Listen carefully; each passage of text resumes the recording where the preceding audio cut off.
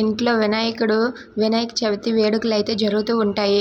కేశవ అయితే చంటిని కొట్టాడు అన్న కోపంలో చెంచలమ్మ అయితే కేశవపై కోపంతో రగిలిపోతూ ఉంటుంది. ఇక అలిగి అక్కడే అలా కూర్చుని ఉంటుంది. అది చూసి కేశవ అయితే ఏంటి చెంచలమ్మ ఇది, ఎందుకు ఇలా చేస్తున్నావు అని చెప్పి అంటూ ఉంటాడు. దానికి చెంచలమ్మ ఏం మాట్లాడకుండా మౌనంగా ఉంటుంది. ఏంటి వినాయక, నేను ఏదో పొరపాటున చేశాను, నన్ను క్షమించండి అని చెప్పాను కదా, అయినా సరే చెంచలమ్మ ఏంటి నా మాట వినటం లేదు, నువ్వైనా చెప్పు వినాయక, చెంచలమ్మ గారు నన్ను క్షమించండి అని చెప్పి బ్రతిమలాడుతూ ఉంటాడు. అది చూసి అక్కడ ఉన్న వాళ్ళంతా కూడా చాలా సంతోషిస్తూ ఉంటారు. అది చూసి అక్కడ ఉన్న చెంచలమ్మ కూడా సంతోషంగా సరే అని చెప్పి కాంప్రమైజ్ అవుతుంది. ఇక అలా జరిగాక ఇక చెంచలమ్మ అయితే వాళ్ళ ఆయనతో ఇలా అంటూ ఉంటుంది.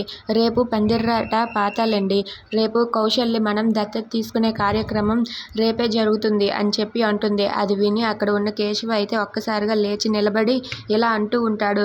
నాకు కౌశల్ని దత్తత తీసుకునే ఉద్దేశం లేదు, దత్తత తీసుకోవడానికి నాకు ఇష్టం లేదని చెప్పి అనేస్తాడు. అది విని చెంచలమ్మ అయితే ఒక్కసారిగా షాక్ అయిపోతుంది. ఏంటండి ఏం మాట్లాడుతున్నారు అని చెప్పి అంటుంది. అవును, ఆ కౌశల్ని దత్తత తీసుకోవడానికి మనం దత్తత తీసుకోవడానికి నేను ఒప్పుకోను అని చెప్పి అంటూ ఉంటాడు.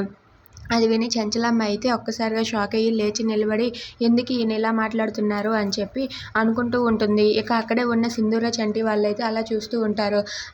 అది విని సింధూర అయితే చాలా సంతోషిస్తుంది. అమ్మయ్య, మామయ్య గారైనా కొంచెం నాకు తగ్గట్టు ఉన్నారని చెప్పి అనుకుంటూ ఉంటుంది. ఇక కేశవాని చెంచలమ్మ అయితే అడుగుతూ ఉంటుంది. ఎందుకండి ఇలా అన్నారు చెప్పండి అని చెప్పి నిలదీసి అడుగుతూ ఉంటుంది. Thanks for watching friends, please subscribe our channel. Thank you.